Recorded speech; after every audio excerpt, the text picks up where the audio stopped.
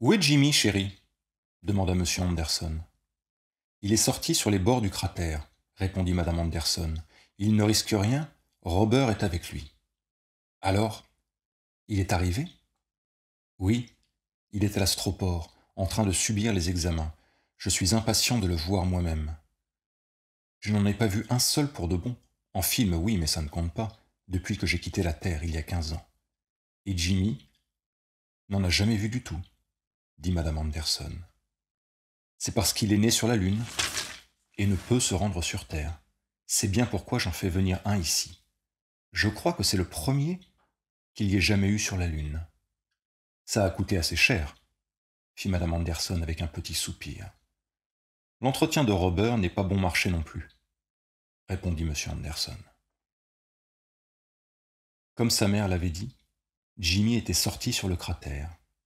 Selon les normes terrestres, c'était un garçon un peu fluet, mais plutôt grand pour ses 10 ans, long et agile de bras et de jambes. Son scaphandre lui donnait un air plus massif et courtois, mais il faisait preuve, sous la gravité lunaire, d'une aisance que nul être humain né sur la Terre n'aurait pu égaler. Son père ne pouvait même pas essayer de le suivre quand, détendant ses jambes, il prenait l'allure du kangourou. Le flanc extérieur du cratère était incliné vers le sud, et la Terre, bas sur l'horizon méridional, c'est toujours dans cette direction qu'on la voyait, de Luneville, était presque pleine, de sorte que tout ce versant était brillamment illuminé. Le terrain était en pente douce, et même le poids du scaphandre ne suffisait pas à empêcher Jimmy de s'élancer vers le haut, en un essor qui semblait une négation de la pesanteur. « Allez, viens, Robert !» cria-t-il. Robert, qui pouvait l'entendre par radio, couina et bondit à sa suite. Tout expert qu'il fût, Jimmy ne pouvait distancer Robert, qui n'avait pas besoin de scaphandre et possédait 4 pattes et des tendons d'acier. Après un grand envol, au-dessus de la tête du gamin, et un saut périlleux, il lui atterrit presque sous les pieds. « Arrête de faire de l'épate, Robert, dit Jimmy, et reste en vue. Robert poussa un nouveau couinement, le couinement particulier qui signifiait oui. Je me méfie de toi, espèce de faucheton, cria Jimmy en s'élançant pour un dernier bond qui lui fit franchir le bord supérieur incurvé du cratère pour retomber sur la pente intérieure. La terre plongea par-dessous le faîte de la paroi, et aussitôt Jimmy se trouva dans la nuit noire, une obscurité chaude, amie, qui effaçait toute différence entre le sol et le ciel, à part les points lumineux des étoiles. En fait, Jimmy n'était pas censé prendre de l'exercice sur la pente obscure de la paroi du cratère. Les adultes disaient que c'était dangereux, mais c'est parce qu'il n'y était jamais allé. Le sol était uni et de consistance graveleuse. Quant aux rares rochers, Jimmy en connaissait l'emplacement exact. D'ailleurs, comment aurait-il pu être dangereux de courir dans le noir alors que Robert était là, tout près, à bondir autour de lui avec ses couinements et sa lueur? Même sans la lueur, Robert savait toujours, grâce au radar, où il se trouvait et où se trouvait Jimmy. Il ne pouvait rien arriver à Jimmy tant que Robert était avec lui, à le bousculer quand il s'approchait trop d'un rocher, à lui sauter dessus pour lui témoigner son affection, ou à tourner en rond en poussant de petits couinements inquiets lorsque Jimmy se cachait derrière un rocher, tout en n'ignorant pas un seul instant où se dissimulait l'enfant. Une fois, Jimmy était resté étendu à terre, immobile, en feignant de s'être fait mal. Robert avait donné l'alerte par radio, et on s'était précipité de Luneville au secours du gamin.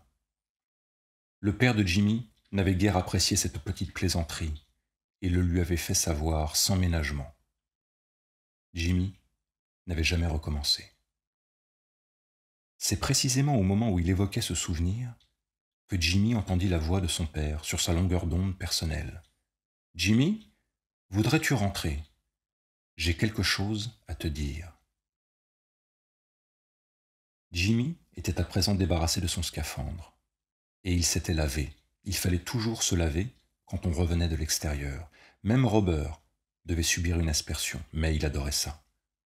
Debout sur ses 4 pattes, avec son petit corps de 25 centimètres qui frémissait et qui rayonnait un tout petit peu, et sa petite tête, dépourvue de bouche, mais munie de 2 yeux vitrés et d'une bosse là où se trouvait le cerveau, il ne cessa de couiner que lorsque M. Anderson lui dit « Du calme, Robert ». M. Anderson avait le sourire. « Nous avons un cadeau pour toi, Jimmy. Il est pour l'instant l'astroport, mais on nous le remettra demain, quand tous les examens seront terminés. J'ai voulu te le dire dès maintenant. »« Ça vient de la Terre, papa ?»« Oui, c'est un chien qui vient de la Terre, un vrai chien, un tout jeune Scotch Terrier.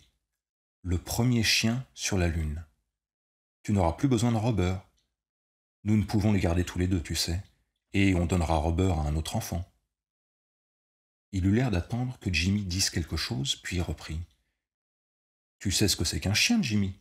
Un vrai. Robert n'en est qu'une imitation mécanique, un robot berger. C'est pour ça qu'on l'a appelé comme ça. » Jimmy se renfrogna. « Robert n'est pas une imitation, papa. C'est mon chien. Pas un vrai chien, Jimmy. Robert, ce n'est que de l'acier, des fils électriques et un cerveau positronique élémentaire. Ce n'est pas un être vivant. Il fait tout ce que je veux qu'il fasse. Il me comprend. Bien sûr que si, il est vivant.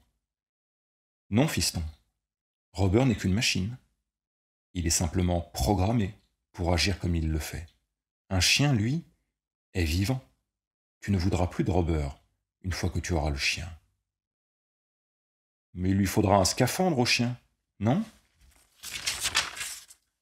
Oui, bien sûr, mais ça en vaudra la dépense, et il s'y habituera.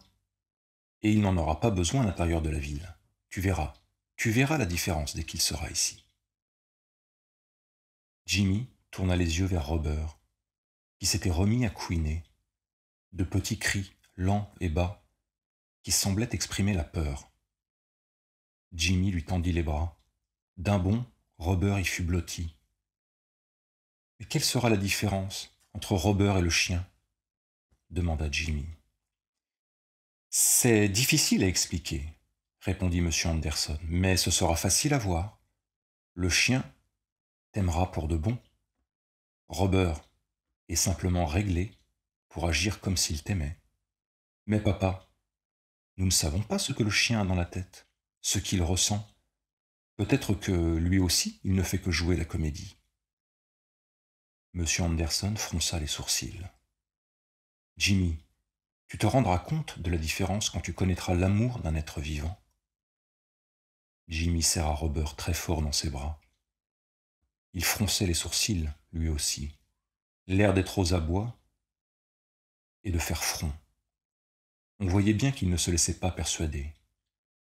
Il dit enfin: « Mais quelle différence peut bien faire la façon dont eux, ils agissent? Et mes sentiments à moi, alors?